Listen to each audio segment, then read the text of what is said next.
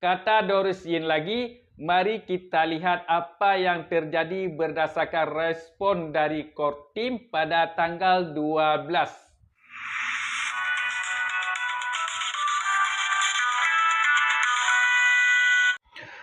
Assalamualaikum warahmatullahi wabarakatuh. Hai saudaraku semua, apa kabar hari ini? Tentu kabar baik bukan?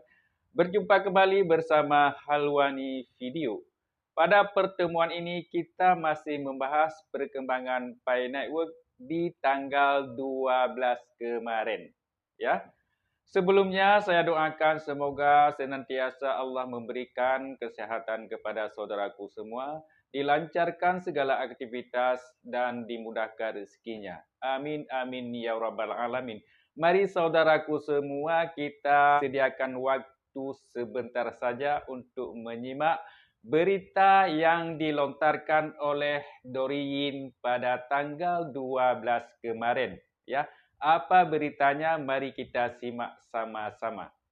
Saudaraku semua, pada tanggal 12 Desember 2024 kemarin, Doris Yin, yaitu pencetus harga GCV, memberitakan dan mengkomentarkan berita yang sangat menarik. Apa beritanya? Di hari ini, yaitu tanggal 12 Desember, mendandai pencapaian tujuan GCV Core Team untuk Open Mainnet. Selamat kepada seluruh komunitas GCV. Beberapa pelopor mempertanyakan mengapa kita belum mencapai Open Mainnet hari ini. Doris Yin menjawab, saya ingin menjelaskan bahawa GCV Global dan seluruh GCV City di masing-masing negara telah melakukan pekerjaan luar biasa. Kita telah mencapai tujuan kita, iaitu GCV telah berkembang pesat di hampir semua negara. Banyak pelopor yang melangkah maju untuk mendukung GCV dan barter terjadi setiap hari, bahkan setiap jam di seluruh dunia. Banyak pedagang mendaftar di Map of Pi dengan harga GCV. Ini adalah pencapaian luar biasa untuk GCV Global. Dan juga para anggota komite eksekutif telah berkontribusi besar.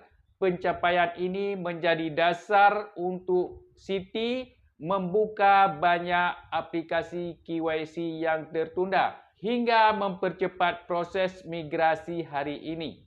Doris Yin mengutarakan lagi, saya ingin mengucapkan terima kasih khusus kepada Ketua Komite, iaitu Ibu Lumari, Wakil Ketua Ibu Noni, Asisten Ketua Bapak Jojo, serta anggota Bapak Iyanda dan Bapak Kiafaz. Selain itu, kontribusi dari komunitas kuat kita di Afrika, wilayah Arab, dan Amerika Latin sangat patut diapresiasi.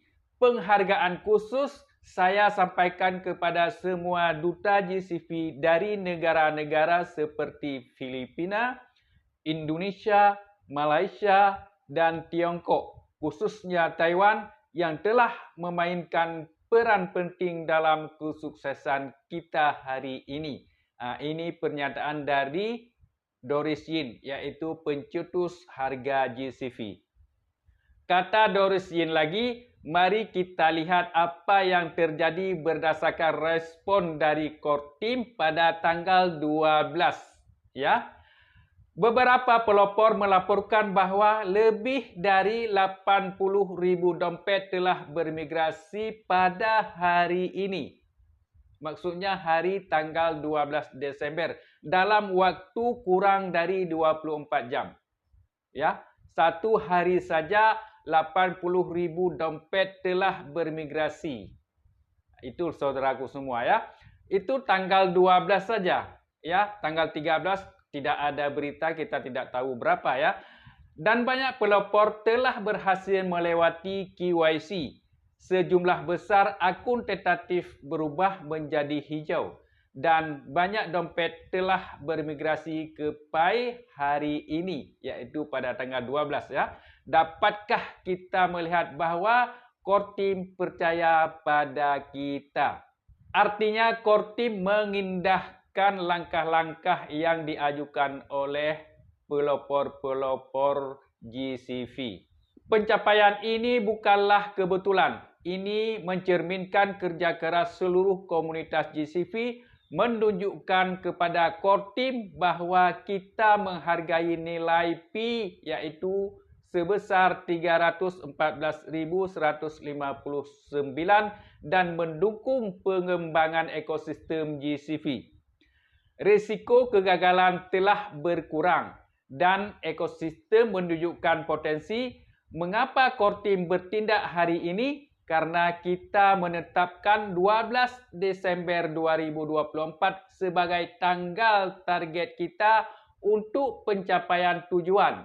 Dan kita mencapainya, core team mengakui komitmen kita dan berkolaborasi dengan tujuan kita. Sambungannya lagi, core team akan mempercepat proses KYC dan migrasi selama 19 hari ke depan dengan target 10 juta migrasi jika kita terus bekerja keras. Saya memperkirakan bahawa mulai tanggal 16 Desember, core team akan mempercepat kecepatan mereka.